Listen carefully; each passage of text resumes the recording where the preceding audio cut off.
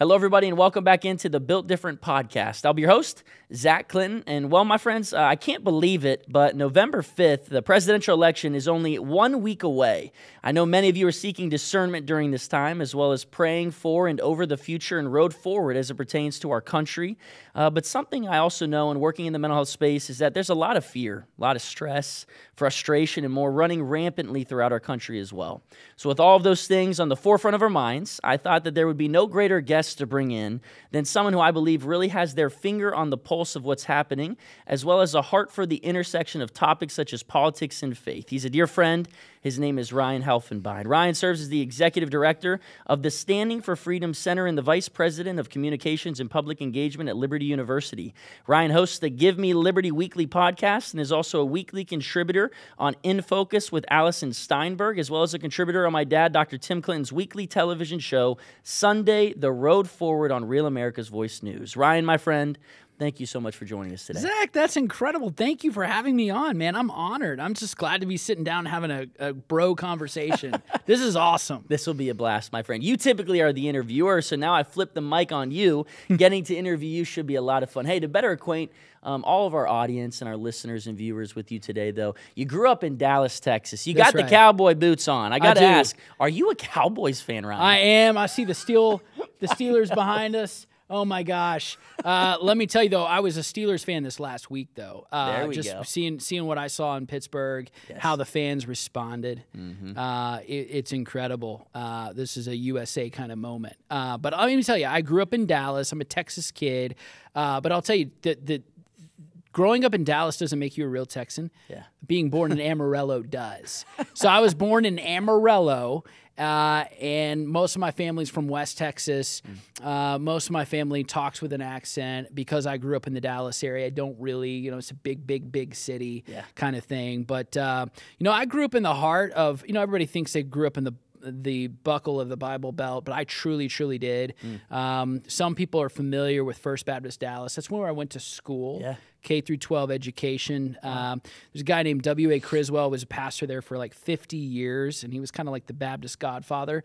Some people know about it because in the news more recently, it's like the Baptist Notre Dame. Right. The sanctuary burnt down. There was a fire. That sanctuary is like 150 years old. Yeah. But then I grew up church-wise. I grew up under the preaching of Jack Graham. He was my pastor, and I responded to the gospel at an early age, the age of 7, by the grace of God. Knew I was a sinner, knew I needed a Savior, knew I could not earn my way to salvation, and so gave my life to Christ. And I through my teenage years and even college years, I knew I wanted to serve the Lord in ministry. Just didn't know what that was going to look like. Went to seminary and then got into the political world while in seminary. So ended up working for the governor of Kentucky when I was at Southern Seminary. I got to ask you this, Ryan, because I saw, obviously, in working in that ministry space, getting your MDiv from Southern Baptist Theological Seminary, but then getting called into the political sector, right? A lot of people would say, man, is there even room for faith in politics? But you getting called into this, let's just say, the means by which righteousness and cultural issues kind of intersect and coming together and bringing faith into that. How did that happen? Yeah, it's a great question. So I'm in the middle of a PhD program in systematic theology, and I'm working on a biblical theology of economics, and it was really about political economy. As I was working on that, doing research, I also had to work. I had to feed my family. I was never going to take on debt while I was in seminary, and had the opportunity to do research for Dr. R. Albert Mohler. He's the president of the seminary, and co-taught a Sunday school class for a number of years with him. But yeah, an opportunity came along, actually through a friend that said, hey, can you help this campaign out? I said, sure, I'll help out a campaign with some messaging and some fundraising. One thing led to another. It was like a 2-year process. It was a slow kind of a build that drew me further and further in. We had an evangelical win a race and basically was looking for really good people to be in the administration. And so your qualifications were higher if you did not do government. The less government experience you had, probably the better. The more real world outside experience you had, it was a net positive. So that's how I kind of came in and brought my perspective to that. But I learned a lot in the process. Learned a lot about how the political process works. It's really about policies, policies that impact people. And if you care about your neighbor, which I know that we do, you'll care about the boring stuff. It's not always exciting. It's very boring. But we had a pro-life bill. We had a school choice bill. We had an adoption bill. We were doing all kinds of things to help the family and to promote religious liberty in the state. So, I tell you what, Ryan, like you just mentioned, my dad is someone who I look up to, revere, respect very highly, and he's someone who always has told me that politics matter because policies matter, and policies matter because people matter, just like you're referencing. And we're going to dive into a lot of those policies that we believe are of pertinent value for such a time as this that we're going to be voting for come November 5th. But that's right around the corner. And something that you've probably felt, you've sensed all over culture and society, there's a lot of stress. There's a lot of overwhelmed people out there, Ryan. There's a lot of people that, let's just say, are feeling the pressure of what's going on right now, especially in the climate of the political atmosphere. I saw some statistics the other day. It said that regardless of political party affiliation, the commonality in a recent survey was that the future of the nation has become a significant stressor for Republicans, Democrats, and independents. Further, all three agreed that the country's system of checks and balances, it's not working. They also reported being stressed that politicians aren't talking about the things that are most important to them, and that the political climate has caused strain between them and their family members. Man, we live in crazy, in a sense, divided times. Ryan, what do you make of all of this? Well, I think, this is a great question. There are so many things that are happening, these inflection points in culture, where it's a convergence, sort of the confluence of multiple rivers, right? Think about Three Rivers Stadium. There's tributaries that come into one thing at the same time. So you have a cultural thing that's happening. You have a thing that's happening politically. There's a lot of unrest, some holdover from 20th century politics, these institutions that were built up, created since, I would even say, the 1930s. We have an administrative state that is a behemoth that has grown and grown and grown, and we have all of these unelected bureaucrats that are running Washington, D.C. And so, President Trump exposed that. When he was talking about draining the swamp, he wasn't just talking about Republican, Democrat, the Senate, the House. He wasn't just talking about the judiciary. He's talking about all those three-letter initialed organizations that none of us can name, but control 90% of what we do. And it's kind of this invisible hand, if you will, that's controlling our economy and our personal lives, whether it be education, healthcare, energy. They determine so much. We got exposed to this during COVID. Because they were making decisions about healthcare and about where we get to worship and when, right? And trying to shut down churches. They were more effective in certain states. This is what I'm talking about. That's one aspect of it. That's one of the tributaries. The other one is what you're seeing in culture. Social media is shaping so much of what young people interact with. You think about the mental health crisis, all of that. There's aspects of what's happening with both isolation, and then also the fact that they're being exposed to so much ideology, worldview they've never been exposed to before, right? So you have that. You have the breakdown of marriage and the family, right? All of these things are sort of coming together. Meanwhile, you have on the other side, you have evangelicalism that is so much shaped by modernity, far less by history and by tradition. And I mean tradition in a good sense. So many evangelicals today do not understand America as a Christian nation. They understand America as a modern nation with a modern state, post-1950s, all these Supreme Court decisions that define prayer, that define separation. We had a common understanding for years, for 150 years, about America as a Christian nation. Supreme Court twice ruled America as a Christian nation. But in the 1950s, all of a sudden, we have this new understanding, a new epiphany. Separation of church and state means this wall of separation to protect government from God, and government is emancipated from God and doesn't owe anything to God, including morality, and now the government can be God. Yeah. And that's it. So all of this has come together, and people are saying, look, it's not working. Right. You can't have an administrative state who thinks it's God and also wants to play the role of mother, father, and take over the family. So I think all of that stuff is contributing. It's not just a red and blue thing, Democrat versus Republican. It's really about, are you for freedom? Are you for the regime? Are you for the uniparty? Yep. Are you really for the family? Yeah. Are you for faith? So people are starting to recognize not everybody can put their finger on it, but there's this populist uprising because people are unsatisfied with what they're seeing. Ryan, I want to ask you this then, because as you're mentioning where we're at in culture and society, I want to ask, how did we get here, right? Yeah. Because Dr. Ben Carson, he was on the podcast last week, and he mentioned a lot about just when we don't understand the rich history on which this country and nation was built on, then we'll, in a sense, settle for anything. How have we strayed so far away from our roots? Yeah, I think, okay, so let me say this, because Liberty University is where I work and what I represent. Education has a critical role in all of this. Yep. I think for decades, generation after generation, so it's not just, we just had a problem now with the Gen Z generation, or it was the millennials. Let's point to the millennials. No, like it's been going on for decades where Americans have been catechized into an understanding of a secularism that is not, there's no foundation to it. It's not like, what are the pillars of secularism?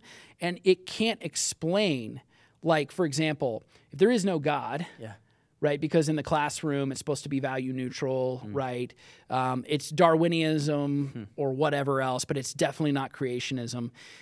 If it's secularism, there is no foundation on which to build morality, commonality, principles. Like, how do you do all of this if you say, well, none of that stuff matters anymore? We've been indoctrinated to say, hey, that actually works. Christians have been led to believe, hey, that actually works. You got to find another way. You can't use your faith to talk about freedom. You can't use your faith to talk about the founding. You got to use something else. Well, as soon as we check our worldview at the door, you create a vacuum, something else fills the void. We have done this for decades. We have pastors, we have, I'm thinking of men and women in their 50s and 60s. They can kind of remember a time when they had to say the Pledge of Allegiance. They might have remembered a time when their teacher read from the Bible and they had an opening prayer, an invocation to start the day in public school. I'm talking about people that were born in the 1950s. Yeah. They can remember that. They can go back to a certain time where that happened. But most people, by and large, the vast majority of the U.S. population did not grow up with that understanding. And because of that, they were taught a revisionist history, not only in the contemporary, but also 1776. They were taught a revisionist history about America's founding, a revisionist history about the Constitution, a revisionist history about the worldview of the founders. These were all deists, so on and so forth. Christians believe this. It's not just that it was secularist, but Christians bought in. Yeah. Many Christian pastors believe it now. Yep. And so they are thinking like, no, we're not a covenantal Christian nation. We've always been secular. We just need to preach the gospel, and we don't need to concern ourselves with these sort of worldly issues. Just relegate that to the state, and we'll focus on the church over here. Yeah. It's like, no, Christ is Lord over all of it. He's Lord of the family, he's Lord of the church, and he's Lord of the public square. And we have to remember that. I think it went wrong starting in the 20th century. Wow. It brings me back to where we're at today. Megan Basham just released this book, right? New York Times bestselling author, Shepherds for Sale. And so you talk about a divided church. I see a lot of the church being divided based on beliefs that, like you said, they didn't just happen overnight. They have, in a sense, infiltrated culture and society over time. And I want to ask this question then, because as we dive more into policies and different things that really matter for such a time as this, how should we as a church begin to respond when it does seem like there is a huge divide within the Big C church overall, Ryan? Yeah. Look, there are, whether it be Megan Basham, who's doing a terrific job, Rosaria Butterfield, Elisa Childers, Ali Stuckey. I'm looking at these conservative women who are doing a lot. I mean, they got steel spines, right? They do. And they are saying things, and they're challenging men to actually take up the mantle of leadership. Yeah. And it's like, hey, men, you're supposed to be doing this. The reason they're having their heyday right now is because so many men are nowhere to be found, right?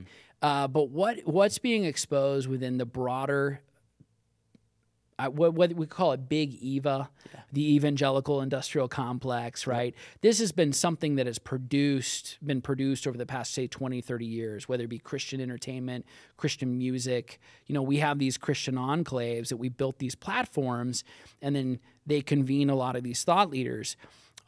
You can exist in that space. You can sort of build yourself a following, right? It's almost like a market share, if you will. People buy your books. And there have been a lot of folks who have made a name for themselves in these circles. But one of the things you'll notice is while they talk sort of platitudinally about, faith, fellowship, family, finances, they never actually hit at the true inflection points, what's happening politically and culturally, like where it really, really counts. Right. They're awkwardly silent. Okay, so you've heard of gaslighting. Yep. Oh, yeah. Okay, so gaslighting happens when someone outright lies or tells you have a problem, to trigger you, right? And so it's like badgering a witness on the stand, like you with your own eyes, your own ears, don't believe your lying eyes what you saw. You didn't see that happen. No, I did see it happen. I saw it outright. There's that form of gaslighting, but indirectly, gaslighting works another way, and it works like this. When the whole culture is lying around you, it's an evangelical leader who either lies along with them or remains completely silent, doesn't say a word. This happened in 1930s Germany. This happened during the life and times of Dietrich Bonhoeffer. There was kind of like three categories of churches, right? In and around that time, Eric Metaxas has written a book on it. There's others who have written on Dietrich Bonhoeffer, but there was the church that went along with Nazi ideology, so they were gaslighting along with, and then there was the other that was probably the biggest part of it. 70% of the churches in Germany just said nothing. So this. You think about lawfare, you think about, stealing elections, or you think about people being corralled together and put up in cattle cars to go off to work camps, right?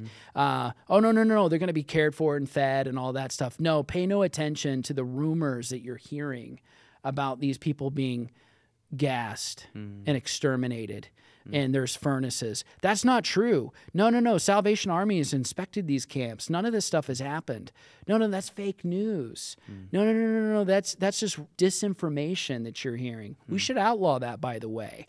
Right? We need to get rid of free speech because people are lying with disinformation about what's happening in our work camps.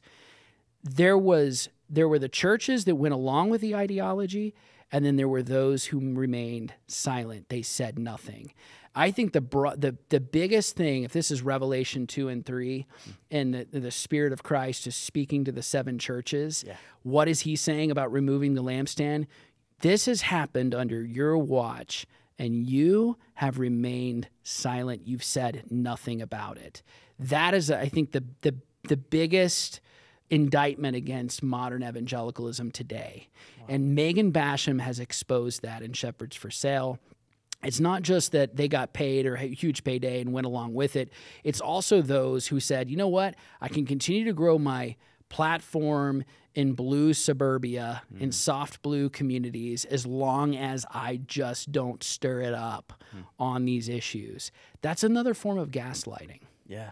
You know, as you talk about this, just carrying over from last week's conversation with Dr. Carson, he says this, that courage is the key for such a time as this. We need men and women of righteousness to stand up, step up, speak up, right? So that way, in a sense, for the cause of Christ, when we are needed now, I would say more than ever as men and women of faith. And I want to ask you this, Ryan, because you're someone who has what I would say is a finger on the pulse of where we're at with politics and faith. You interact with a lot of individuals that are leaders in this space. You interact with tons of students at Liberty University, probably the largest Christian university in the country right now in the world. And so I want to ask you this. What are you seeing? Because I sense that there's a stirring going on, that people are starting to step up and speak up, that people are tired of this radical push from the left. What are you seeing? Yeah, let me go back to the Carson thing. Winston Churchill said that the quintessential quality or characteristic that guarantees all the rest is courage. Courage guarantees all other virtues and qualities, because if you could have all kinds of convictions, but if you lack courage, what good are they? That's right. Right? So what I am seeing, and I agree with this, that there is a stirring going on. I see a younger generation that is desperate for truth because they are living in a world of lies and counterfeit. They recognize, I hear this term a lot on social media called clown world. Clown world is real, right? We're seeing this with candidates that are going out there, the drag queen story hour. We're seeing this with, men can become pregnant. This is insanity. This thing will not last because it cannot last, okay? So clown world ultimately does fall on its face. Now, something else stronger can come and replace it. Is that a militant Islam, or is that Christianity? You know, my bet in America is it's Christianity. Not so hopeful for the UK. But what I see, when I see not just Asbury and not just Liberty University, but when I'm looking at, even more recently, a headline, Zach, University of Florida. University of Florida in Gainesville, revival happening there. Come on, right. Auburn University, revival. Ohio State University, revival. There is a stirring going on with young people who are desperate for truth. They're hungry for truth. They want the truth. And in a way that is authentic, it is real, it is experiential, and it matters. It's meaningful, and it can transform and change not only you, but those around you. The real mark of revival is not an internal feeling, but external change. So when you see revival, like when the Great Awakening, the first Great Awakening happened, it changed the face of our nation. It changed it. Well, it was the precursor to the American Revolution. The Revolution would not have happened were it not for revival. Most people would have been content, comfortable, complacent to say, King George III ain't that bad. Look, the tax ain't that big. We'll go along and we'll get along. That might define Canada, but that does not define early America, the American colonies. And by the way, 9 of 13 of those colonies wanted to do away with slavery in 1788. So it leads to a transformative, actionable, external, empirically observable outcome. Something that you can see and say, wait a second. So you're saying that it's not just that the Lord is transforming the inner man, but the outer man. The outer man is being transformed. And I think that's where young people can see that. And I think that they're desperate for it in a way that previous generations weren't, because people were content and comfortable. You're listening to the Built Different podcast. I'm your host, Zach Clinton. Today, we're joined by an incredible guest. He's executive director of the Standing for Freedom Center and the vice president of communications and public engagement at Liberty University. His name, Ryan Helfenbein. Ryan, we've been talking a lot about courage, and I think this brings us back to the present moment that we find ourselves in. A week away from the presidential election, November the 5th, coming up here very quickly. And I know there's a lot of people out there who are dealing with stress, dealing with anxiety. I mean, this election mess, so much going on, a lot of division in the political sector around the world, and people are afraid. But I think during this time, like you mentioned, we really do need to step up. We do need the courage. But at the same time, we need to exercise our right, our role, our responsibility to vote. There's a lot on the line this election. And I know that there are people out there. I just saw recently there was a Barna report, and I appreciated seeing it because I think it was, in a sense, a challenge, a motivation that we need as the Big C Church, saying that 32 million self-proclaimed Christians are actually going to potentially sit this election out, choosing not to vote. Now, you and I both know as believers, as men of faith, we believe that God has everything under his sovereignty, under control, right? We get that. We believe that even if it was Kamala Harris or Donald Trump in the White House, that God is still good, he's still faithful, he's still just, and we will pray that his will would be done. But if we don't vote, that's like saying to parents, hey, pray for God to lead, guide, and direct your children's steps, but it's also our responsibility as parents to make sure that our kids don't run out in traffic, right? We have an obligation, a responsibility. Speak to that responsibility within the Big C Church. Yeah, well put, well framed. This is the most critical election of our lifetime. Yeah. And the reason it's critical, Zach, is because never were the alternative candidates, the two opposing candidates, more different in terms of ideology, worldview, policy commitments, all of it, right? Yeah. Even while it remains to be seen, at least with one, what those commitments actually are, because we don't actually know. We don't know a lot about this candidate. We saw in the 2024 election cycle a primary process on the Democratic ticket that was completely skipped. Yeah. So it was presumed the presumptive nominee always was Joe Biden. So you get past that moment. Clearly, go back to gaslighting, the previous subject we were talking about. People could clearly see that there was an acuity factor. Cognitive, mental capabilities weren't there. They were diminishing very rapidly. They were accelerated. If you go back to videos of Joe Biden back in 2019, 2020, he looks remarkably different than he does now. All of a sudden, then, you had the turmoil of what happened with the first debate. It was horrible. I am not in any way laughing, making fun of the Democratic president. I was deeply embarrassed by what I saw. I know the world was watching that. Yeah. And I'm thinking, how embarrassing is it for us as a nation that this is our leader? Yeah. And it's an indictment of us as a people that is our leader. But then you saw what happened in terms of the process by which the DNC and all the delegates quickly, through phone calls, not through a vote, quickly rallied around Vice President Kamala Harris. Everything I'm telling you is my opinion. Okay, so I want to ground it with that. Yeah. This is how I'm observing it. So this is not in any way an endorsement of, but I just want to speak to the truth of what's happening. Meanwhile, in the backdrop of all that, we have citizens, millions of citizens everywhere. They got to make a decision about what they just saw, what's been happening, and what we're actually contending for as a people. As Christians, we have to recognize first and foremost there is only one Savior, only one deliverer. His name is Jesus Christ. So it doesn't matter whose name is on the ticket. Christ is always the one who will save the world. It's no one else, right?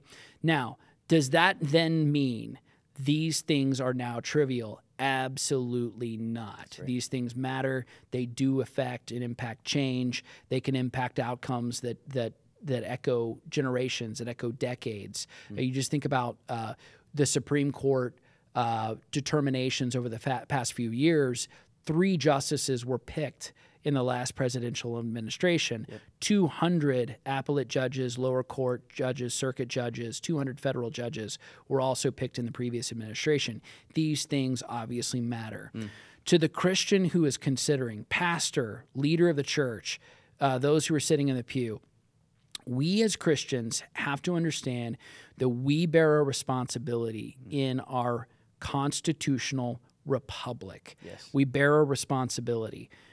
This representative form of government was designed for our participation in it.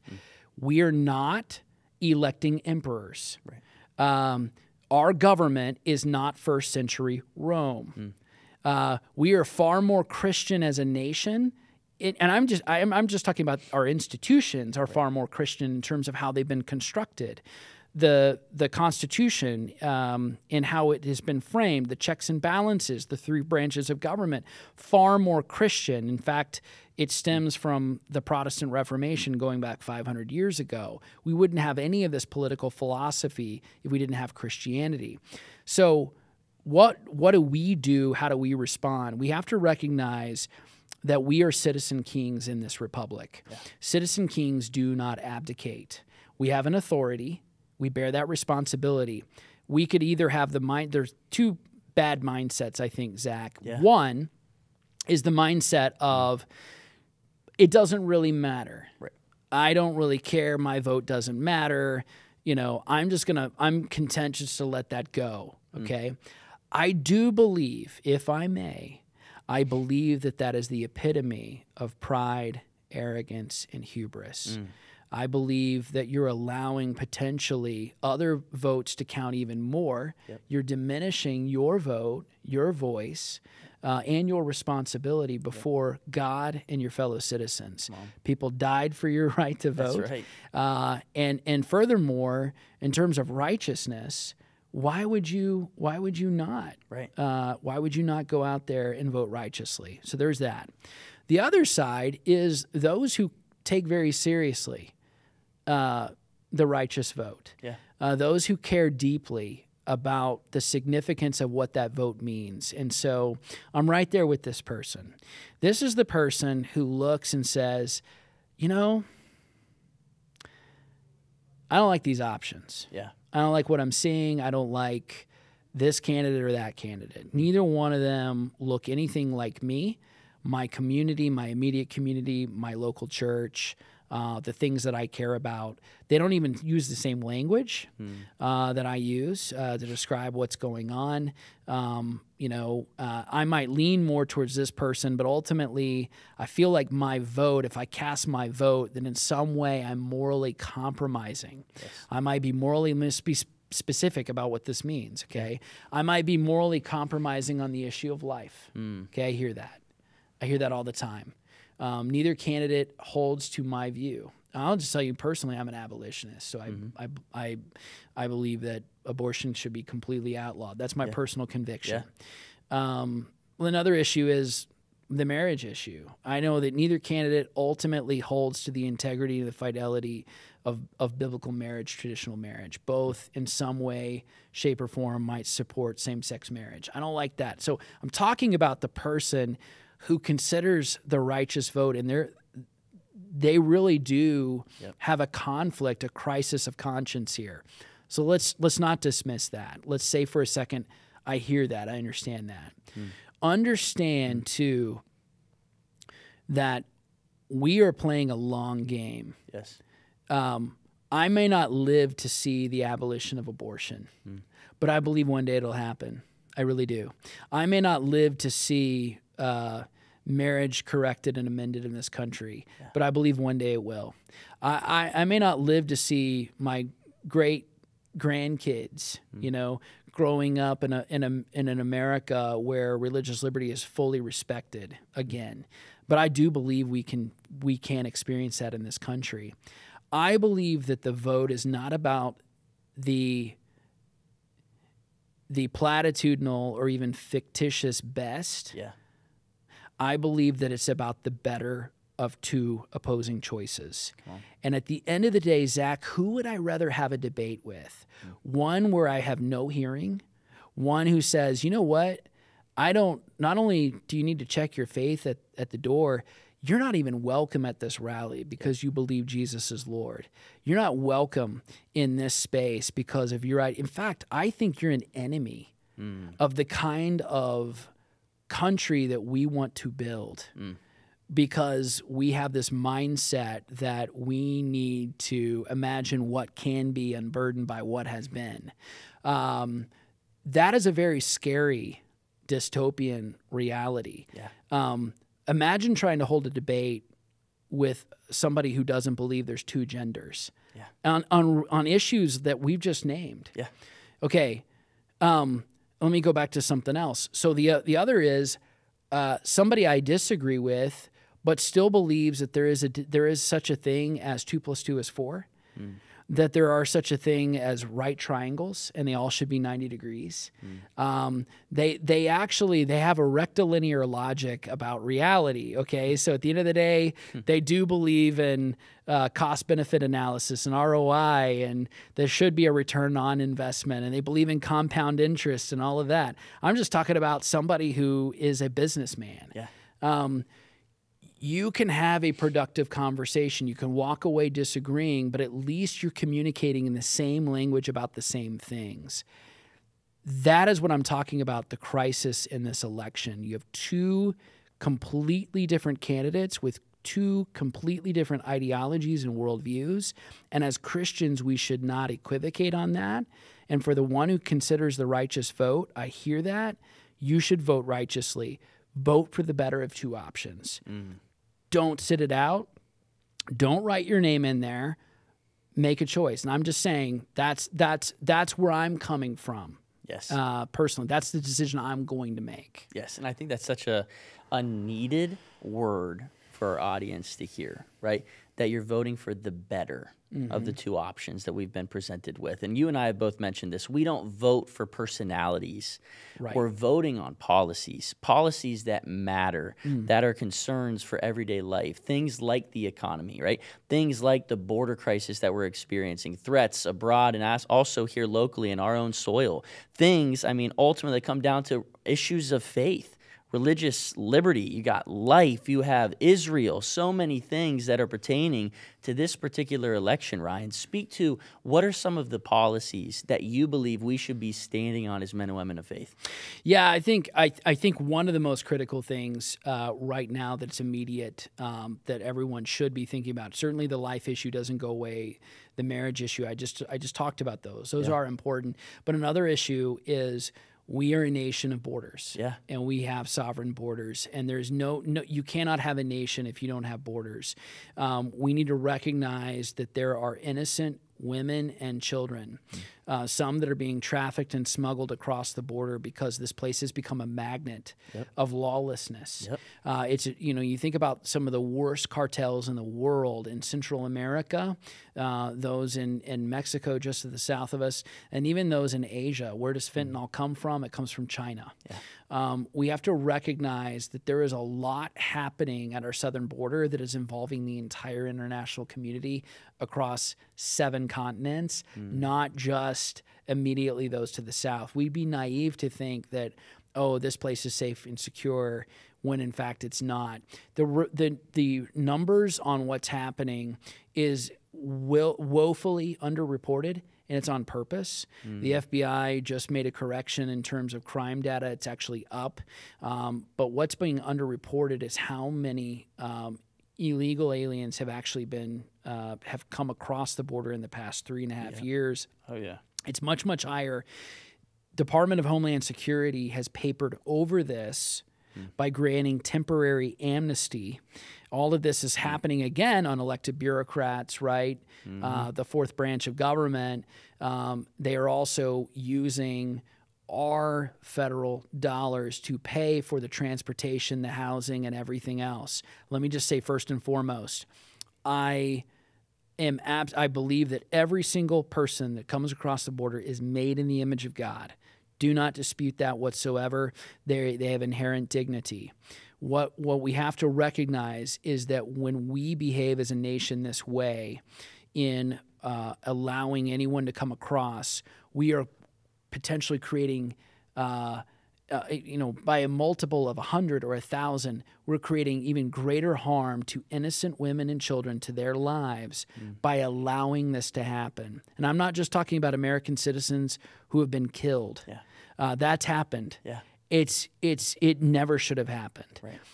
But I'm also talking about those who have been smuggled across as a result of all of this. That's just one area. You think about the sexualization of children, you think about the transing of children, you think about parental rights and education. We are seeing, at a rate we've never seen before, the number of kids, I think it's now 1 in 4 of the Gen Alpha generation identifying as members of the LGBT community. Bill Maher, the comedian, deeply cynical. He's by no means a conservative, but even he knows. He said, listen, there's a reason why you're seeing much more of this in certain parts of the country and much less of it in other parts. And the reality is this is indoctrination. Yeah.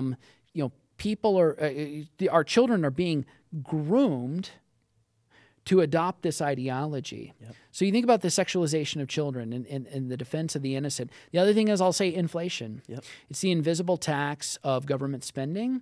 It basically, the government raises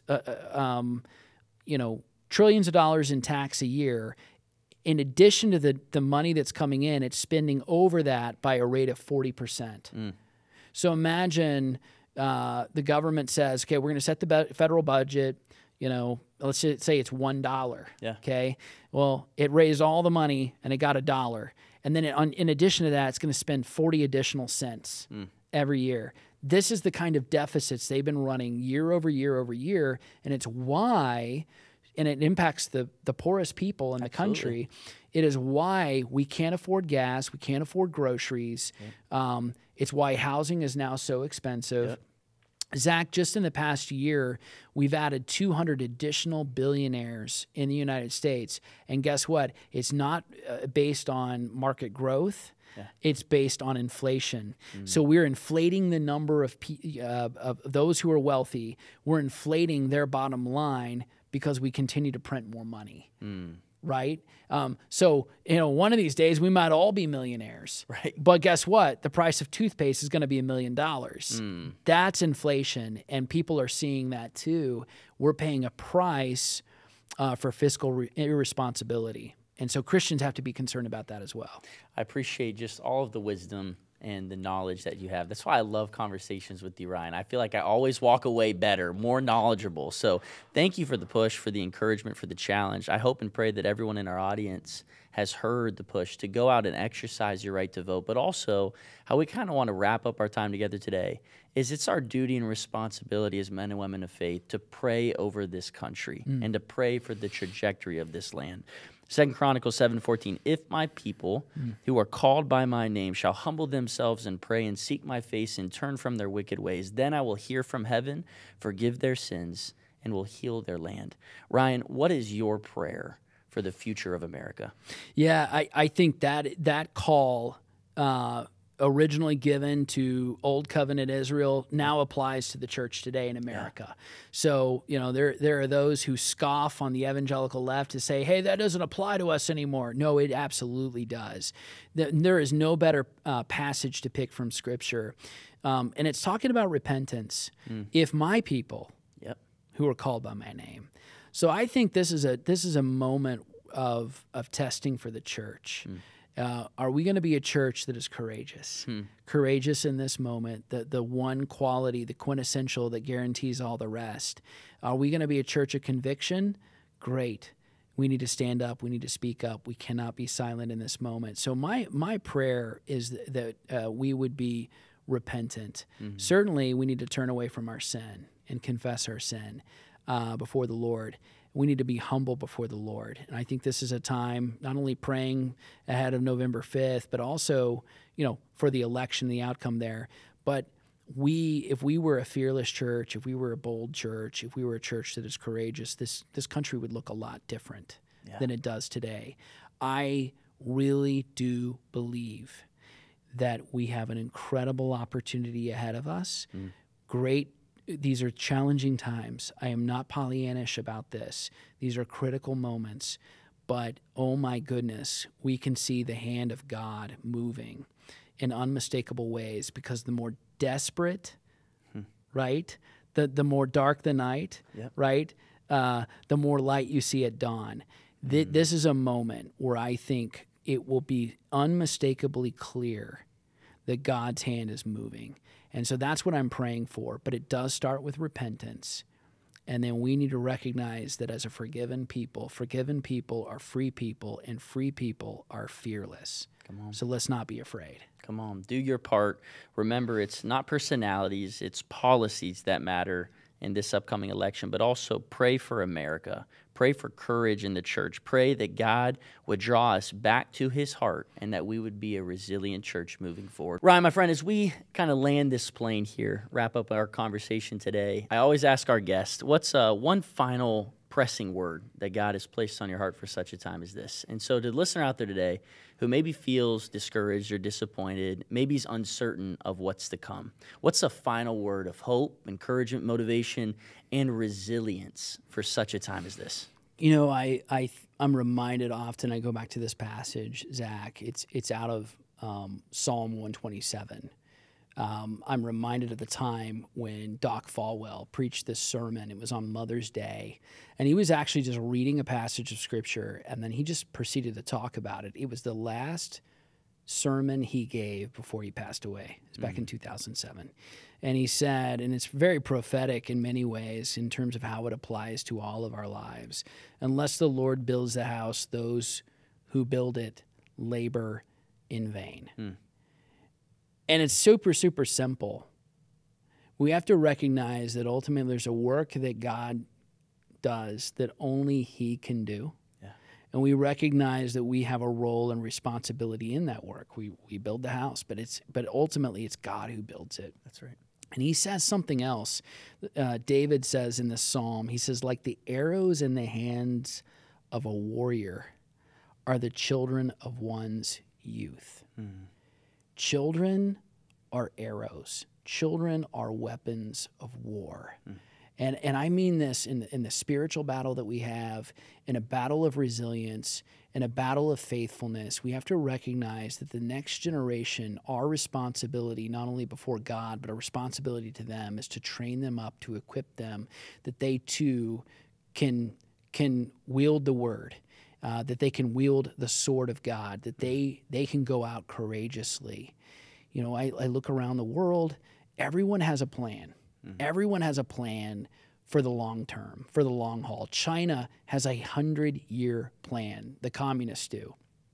They have the long march through the institutions here in the United States. Yeah. But the church should have a 10,000-year plan. Yes. Because no good thing ever dies. And we have to recognize that Christ has overcome the world. We have to recognize that we do have a future, and it does involve this generation. Our kids matter, and our kids are going to win this fight. And we have to recognize that in the next 100 years, it's not just about the next 5 minutes. It's about the next 100 years. So what are we doing to prepare them for that victory? Remember this. Jesus said, don't be discouraged, because I've already overcome the world. That's right. So that is what we have to believe in and hope for every single day. We do not hold to a loser theology, and we don't have a leave and take our ball home with us theology either. We are here committed for the long haul. We have to remember that too, that when Christ returns, guess what's established here forever? His kingdom. That's right. But he also says that the kingdom of God is already among us. Come on. Right? So that is our priority, our responsibility. That gives me encouragement for such a time as this. That would be my encouragement to anyone listening. Your children are arrows. They're instruments in God's hand that he can wage war. John 16:33, in this world you will have trouble, but take heart or have courage, for I have overcome the world. What a final word of encouragement and challenge to each and every one of us in this audience, to pray, to prepare, but to do our part. Like you said, I too, my dad always says this vote coming up, it's generational. We're doing this. Why we exercise this right to vote is for our children and our children's children as well. Ryan Helfenbein, as we wrap up, I want to ask you this. Where can our audience go to find out more about you, but also to hear more about the Standing for Freedom Center that you're hosting at, that you're heading up at Liberty University, and all the impact that it's having all around the world? Yeah, go to standingforfreedom.com. Check us out there. We've got podcast material. We've got a whole series on why you should vote. We've got a series also on biblical worldview. You can check out our content there. We're also on iTunes as well. Ryan, from all of us here at Built Different, at AACC, on behalf of my dad, Dr. Tim Clinton, and myself, thank you for joining me.